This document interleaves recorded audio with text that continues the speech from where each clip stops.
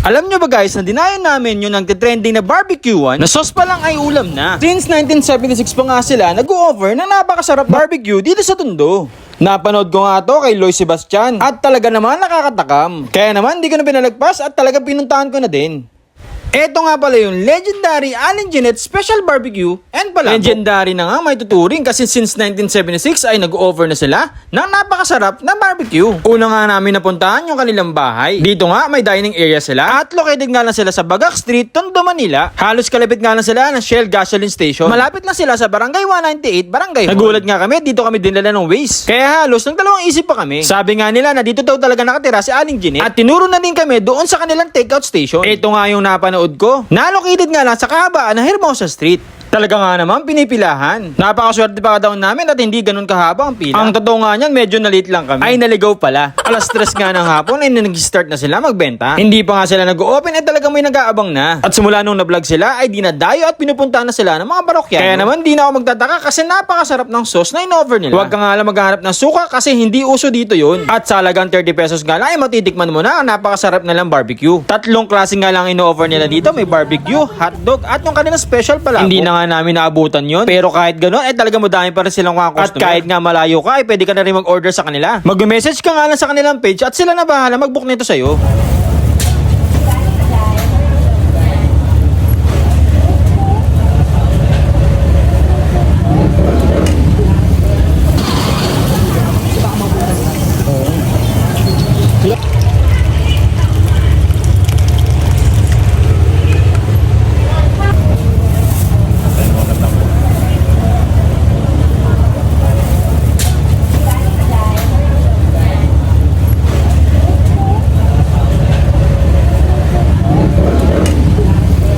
Talaga nga naman nakakatakam. Nagpa-takeout na nga din tayo para makatikim din sila sa bahay. So bago yun, syempre, titikman din muna natin. Kaya huwag natin patagalin pa. Tikim na. Yun nga guys, so nandito tayo ngayon kay Aling Jeanette. Yung nagtitrending na barbecuean dito sa may Tondo. Actually, itong lugar na to, ito yung bahay mismo ni Aling Jeanette.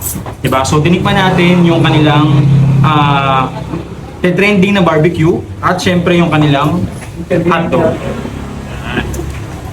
Tikman na natin yan. Okay. So, ito nga yung talagang pinipilahan sa kanila kasi napakasarap daw ng kanilang sauce.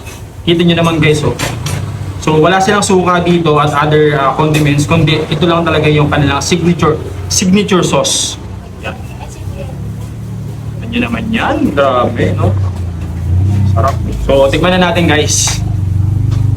So, first bite. Sarap ng sauce. Ang tamis, full of flavor, meron din siyang anghang, may konting alat, panalo.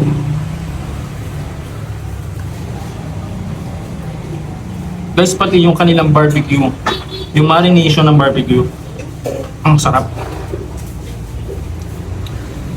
Kanin na lang ang kulang, panalo talaga.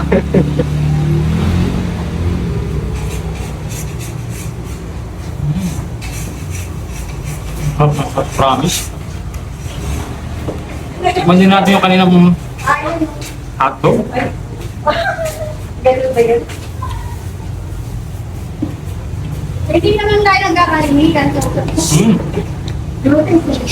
Ang sarap-sarap. Yung sauce na guys, talagang, yun talaga yung babalik-balikan mo dito eh.